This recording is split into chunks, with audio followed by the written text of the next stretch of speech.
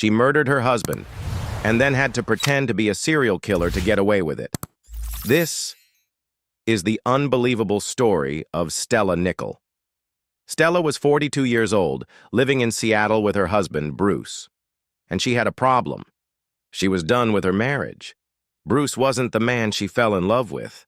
He used to be wild, a heavy drinker, the life of the party. But after getting sober, he became quiet, boring, safe. Stella didn't want safe. She wanted excitement, and she wanted Bruce gone. At first, she tried ignoring it. She went out without him, partied, even had affairs, but none of it was enough. So Stella decided she wouldn't get a divorce. She'd kill him. But she wasn't just doing this out of spite. She had a financial motive. She secretly took out a life insurance policy on Bruce. $76,000 if he died of natural causes, but an extra $100,000 if it looked like an accident. She forged his signature, filed the paperwork, and then got to work planning the murder. Now, Stella wasn't a killer. She had no idea how to do it. So, she went to the public library. She started reading everything she could about poison. Books like Human Poisoning and Deadly Harvest. She studied how toxic plants could kill a person without leaving a trace. Her first few attempts were sloppy. She laced Bruce's vitamins with foxglove, a poisonous plant. She even tried spiking his iced tea with cocaine, hoping for an overdose. Nothing worked. But then, Stella had an idea. 4 years earlier, in 1982, Chicago had been rocked by a terrifying crime. Someone had tampered with Tylenol bottles in stores, replacing the capsules with cyanide. 7 people died, and the killer was never caught. It became national news. The Tylenol Murders terrified the country. And now, in 1986, Stella saw an opportunity. What if Bruce died the same way? What if people thought the Tylenol killer had returned? She bought cyanide from a chemical supply store. Then she opened up Bruce's Excedrin capsules, his usual headache medicine, and filled them with the deadly powder. Then carefully closed them again. Not long after, Bruce came home complaining of a headache. Just like always, he reached for the Excedrin. He took 4 capsules. Moments later, he collapsed. Stella called 911 and Bruce was rushed to the hospital. But it was too late. He died shortly after arriving. Doctors said he died from emphysema. No one even tested for cyanide. And just like that, Stella had gotten away with murder. Or so it seemed. There was one small problem.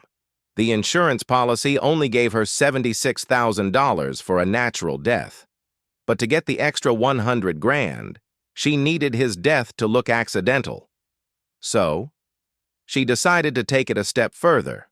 She laced more Excedrin capsules with cyanide, not for Bruce, but for strangers.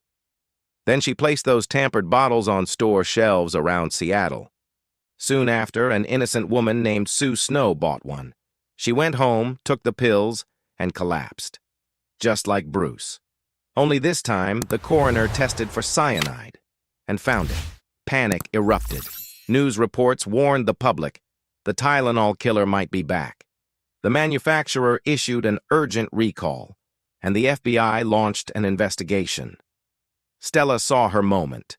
She called the police and said, "Hey, my husband died after taking Excedrin too. Maybe he was one of the victims." The FBI reopened Bruce's file, and sure enough, his preserved blood sample tested positive for cyanide. His cause of death was changed, and Stella received the full insurance payout. But greed makes people sloppy. The FBI noticed something odd. There were only 5 bottles of tainted Excedrin in the entire city, and Stella turned in 2 of them. That was statistically suspicious. Then they found something inside the capsules. Tiny green crystals. They traced them to a product used to clean algae from fish tanks. Stella?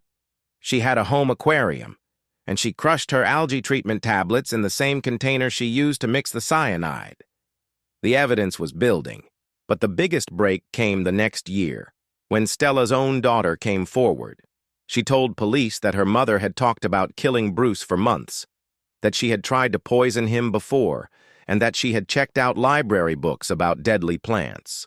Investigators returned to the library and found those exact books.